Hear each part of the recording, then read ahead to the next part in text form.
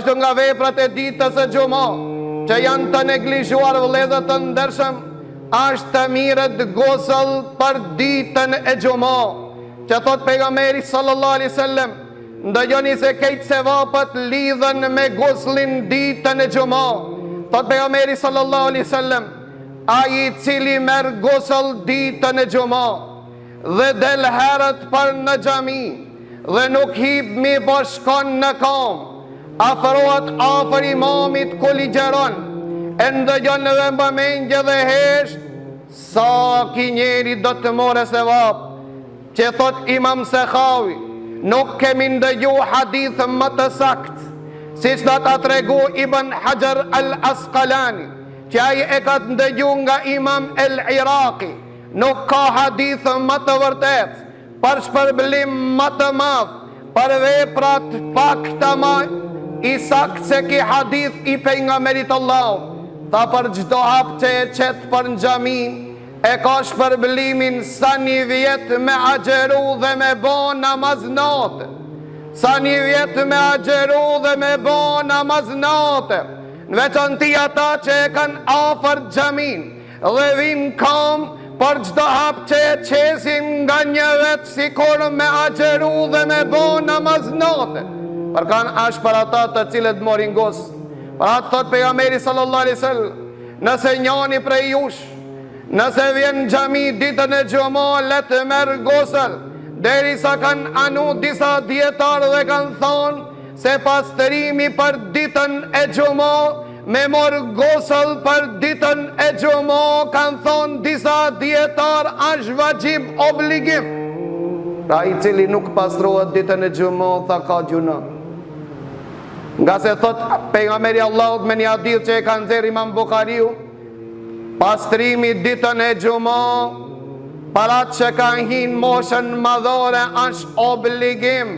Mirë po vëllezër të ndersh, ne anojmë të mendimi ditë se pastrimi dhe gusli për në xumë a sunet i fort, si që kanë thonë dietar. Sa është sunet i fort pastrimi dhe gusli për ditën e xumë, kanë thonë është më i fort se sa falja e namazit të vitrit dhe the se sa besmelja që duhet të shqiptohet në namaz. Me lon guslin ditën e xumë është më keq se me lon vitrin. Nga se pejgamberi sallallahu alaihi wasallam ka obligu që të pastrohet muslimanin ditën e xumë.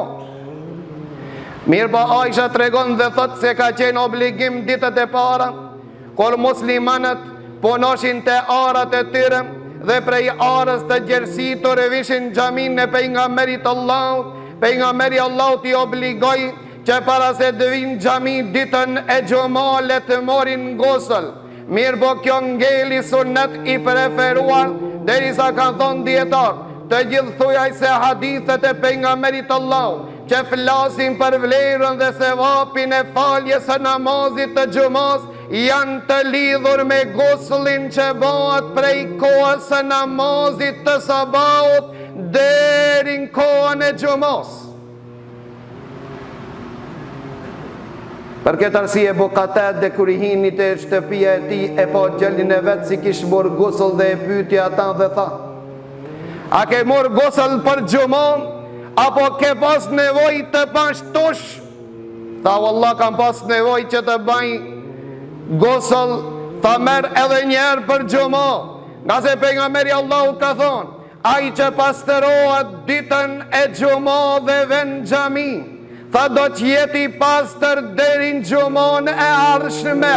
Pra vëllezër të ndersh, pastërtia tek besimtari është e lipër në çdo kohë dhe çdo zaman, në veçanti ditën e xumë, nga se sevapat janë, thot pejgamberi Allahu, ai që vjen me fal namazin e xumës, pra që është pastru në shtëpinë e tij, është parfimos shtëpinë e tij, i ka vesh teshat më të mira që i posedon, dhe ven e fal namazin e xumës, tha pejgamberi Allahut i falen të gjithë gjunat e vogla që i ka bën prej xumës së kaluar dhe plus 3 ditë, pra 10 ditë.